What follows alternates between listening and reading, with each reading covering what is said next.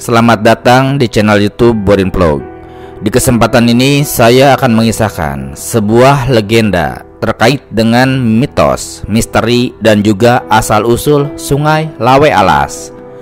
Sungai atau Lawe Alas yang ada di Provinsi Aceh. Bagaimana kisahnya? Silakan disimak berikut ini. Sungai Alas atau Lawe Alas adalah sungai yang terletak di Aceh dan merupakan sungai terpanjang di Provinsi Aceh.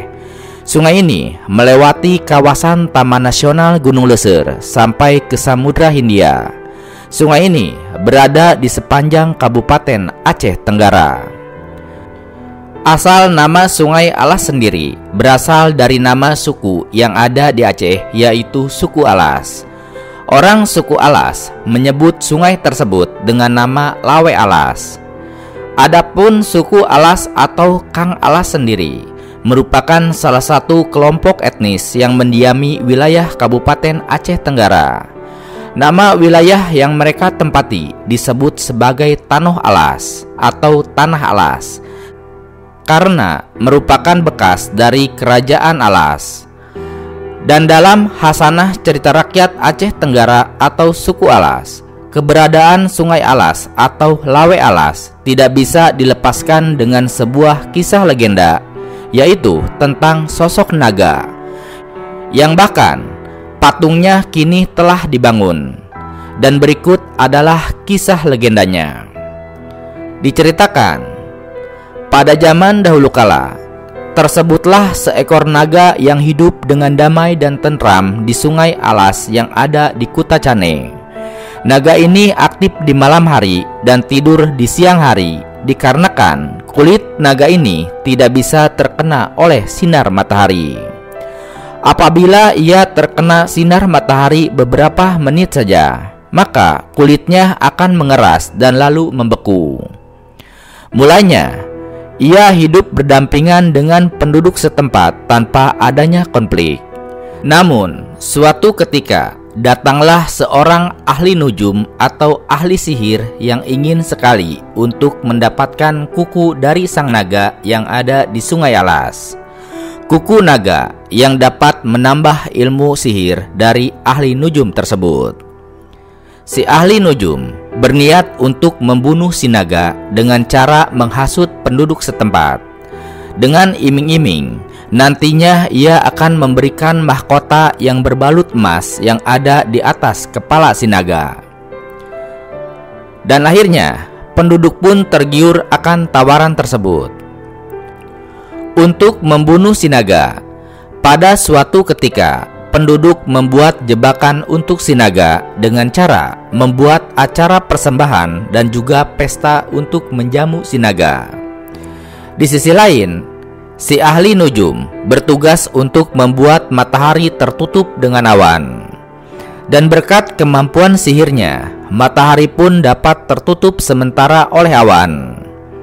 Melihat kejadian itu, si naga tanpa berprasangka buruk akhirnya menerima jamuan tersebut. Maka keluarlah si naga dari tempat persembunyiannya. Jamuan itu diadakan di puncak tebing yang ada di Kecamatan Leuser. Dan saat si naga sudah berada di puncak tebing, dengan tipu muslihatnya, si tukang nujum membuka kembali awan yang menutupi matahari. Sontak saja si naga amat terkejut dan langsung saja turun meluncur ke Sungai Alas. Namun sayangnya, sinar matahari telah lebih cepat menggerayangi tubuh si naga. Dan seketika saja tubuhnya telah membeku. Dan kemudian terlihat dari arah jauh tubuh naga tersebut mengkristal seperti emas. Melihat fenomena tersebut membuat penduduk setempat berbondong-bondong mendatangi tempat tersebut untuk mengambil emas dari tubuh si naga yang telah membeku. Namun, sesampainya di sana, ternyata mereka tidak mendapatkan apa-apa. Yang ada hanyalah si naga yang sudah membeku dan menjadi batu. Tidak ada emas yang mereka temukan. Dan atas peristiwa tersebut, maka naga yang telah membatu itu kemudian disebut naga kesiangan. Dan konon, Dulunya menurut kepercayaan orang tua zaman dahulu, apabila dilihat dari kejauhan atau dari seberang Sungai Alas, wujud naga yang telah membeku menjadi batu tersebut akan terlihat seperti bongkahan emas yang sangat banyak. Oleh karena itulah, penduduk setempat berbondong-bondong mencoba untuk mengambil sedikit demi sedikit tubuh naga yang telah menjadi batu. Namun, ternyata semua itu hanyalah fatamorgana belaka. Tatkala penduduk setempat mencoba mengambil sebagian tubuh sang naga, bukan emas yang mereka dapati, melainkan hanyalah bongkahan batu biasa. Hal itulah yang membuat wujud dari sang naga tidak terlihat jelas lagi, dikarenakan sudah diambil sedikit demi sedikit oleh para penduduk. Dan ditambah lagi, tidak adanya upaya pemerintah untuk melestarikan situs bersejarah tersebut, serta akibat digerus dahsyatnya arus Sungai Alas. Padahal, konon dulunya wujud sang naga kesiangan yang telah menjadi batu atau membeku tersebut sangat jelas terlihat dari seberang Sungai Alas. Dan agar kisah ini tidak hilang dimakan zaman, akhirnya kemudian dibangunlah sebuah tugu yang menyerupai naga yang sedang memanjat tebing yang ada di desa Seldok. Hal itu dilakukan agar generasi muda masih dapat mengingat kisah ini hingga saat ini. Ya, selain terkenal akan cerita legendanya, kini Sungai Alas juga sudah menjadi objek wisata yang cukup terkenal.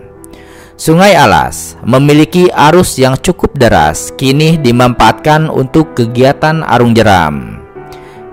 Salah satu keunggulan Sungai Alas adalah dikelilingi hutan yang masih asri yang ada di Taman Nasional Gunung Leser. Sungai Alas mengalir membelah Taman Nasional Gunung Leser. Sungai Alas sangat populer di kalangan wisatawan asing maupun lokal. Apabila kita melakukan pengarungan atau arung jeram lebih dari 1 hari, maka bisa beristirahat dan tidur di tenda-tenda yang ada di tepian Sungai Alas. Di sini tidak banyak penjual barang maupun makanan. Pilihan lebih lengkap tentunya kita perlu menuju Kutacane. Wisata Sungai Alas menjadi paket petualangan yang lengkap dengan Taman Nasional Gunung Leser.